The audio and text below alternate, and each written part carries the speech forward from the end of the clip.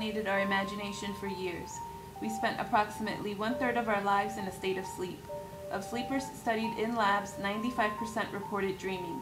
The vivacity and complexity of dreams have inspired many famous artists. Among them is Giotto, Swedenborg, and Salvador Dali.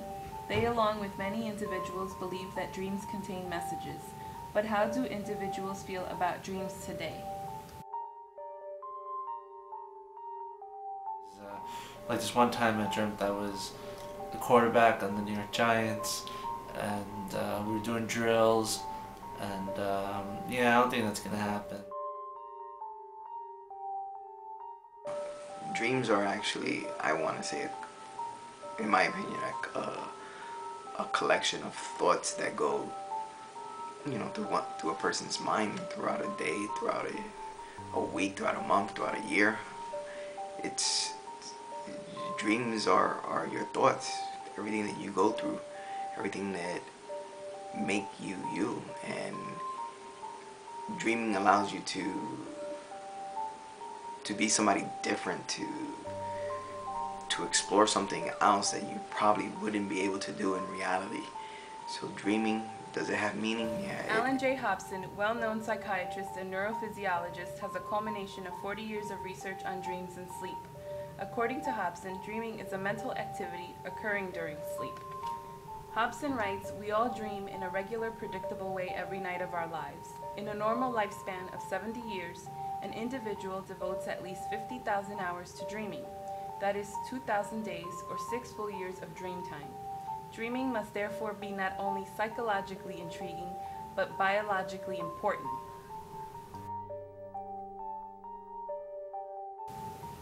Hobson suggests that REM sleep is important for the development of dreams. During REM, several physiological changes take place. The heart rate quickens, blood pressure rises, and the ability to regulate our body temperature is ineffective. Our brain activity increases to the same level as when we are awake. During REM, a portion of the brain called the pons generates electrical signals that go to many different brain areas, including those associated with motor activities, sensory activities, and conscious thought. According to Hobson, one of the effects of this electrical activity is to send a series of essentially random images, feelings, and so forth to the higher mental centers of the forebrain. The study of REM sleep contributed to the discovery of the activation synthesis model of dreaming. This model was first proposed by J. Allen Hobson and Robert McCarley in 1977. According to the activation synthesis model of dreaming, circuits in the brain become activated during REM sleep.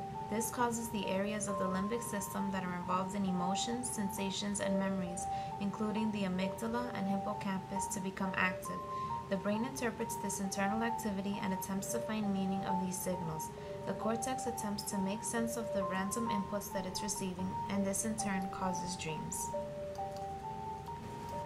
J. Allen Hobson suggests that dreams are a subjective interpretation of signals generated by the brain during sleep.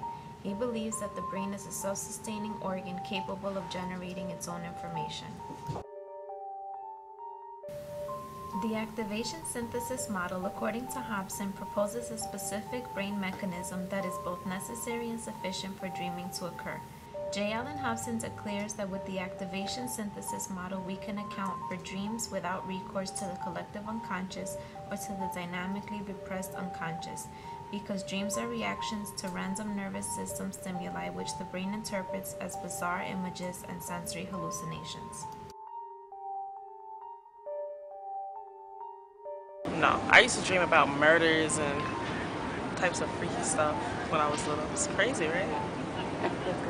Yeah, definitely. Yeah, it's true. Maybe sometimes, yeah. Like sometimes I've had dreams of stuff that I wish I had, or things that I lost for in real life. Yeah. Sigmund Freud was the founder of psychoanalysis and labeled one of the greatest thinkers of the century. Freud argues that the foundation of all dream content is wish fulfillment. He adds that dreams are a powerful avenue for uncovering repressed desires. In his book, The Interpretation of Dreams, he refers to dreams as the royal road to the unconscious. Sigmund Freud believes that the purpose of dreaming is to satisfy our fantasies, those which deem unacceptable to society. According to Freud, the unconscious are the feelings we are not aware of. and the subconscious mind we normally do not use in our waking state, and the conscience is everything that we are aware of when we are awake, can be expressed through dreams. In his dream theory process, there are 5 stages that occur during dream work. The first is displacement. In this stage, an individual represses an urge, which is then redirected to another object or person. The second is condensation. In this stage, an individual disguises a particular thought, urge, or emotion by contracting it into a brief dream event or image. The deeper meaning is not yet evident. Thirdly, Sigmund Freud addresses symbolization, where an individual represses an urge and it is then acted out in a symbolic manner. Fourth on the list is projection, where in our mind we project repressed desires onto other people. And lastly, on Freud's dream work stage is the secondary revision stage. This is Freud's final stage of dream production. In this stage, the individual reorganizes the bizarre components of a dream so that it becomes comprehensive. In this stage, one decodes the manifest dream, which is the dream as it is dreamt and remembered prior to analysis, in an effort to discover the latent dream, the real meaning of a dream. Freud and Hobson provide 2 different approaches to the interpretation of dreams. Freud offers his psychoanalytical meaning, and Hobson suggests that dreams are purely physiological. Both of these interpretations can be argued on by endless psychologists, neuroscientists, or, as we have seen in the interview process, by the average person. But could anyone really enter our brain and prove where our dreams stem from?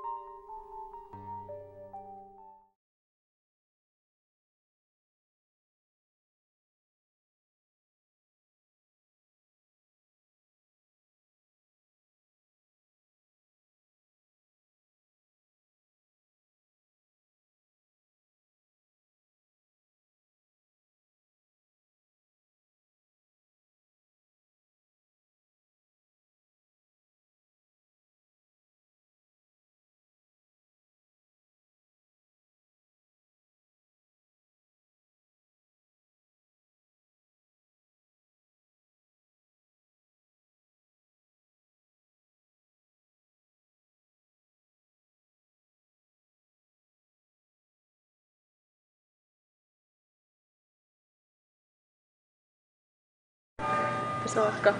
How do you feel about your dreams? So mostly, I don't remember most of my dreams, but the dreams that I do remember, they usually have something to do with,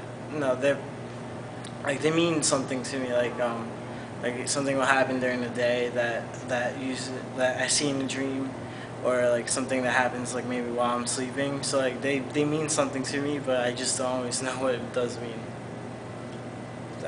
Do you ever talk about your dreams? Sometimes with friends, if it really like means something to me, or like it hits home to me, but most of the time I don't actually remember my dreams. Do you think your dreams are hidden desires? Maybe sometimes, yeah. Sometimes I've had dreams of stuff that I wish I had, or things that I lust for in real life, yeah.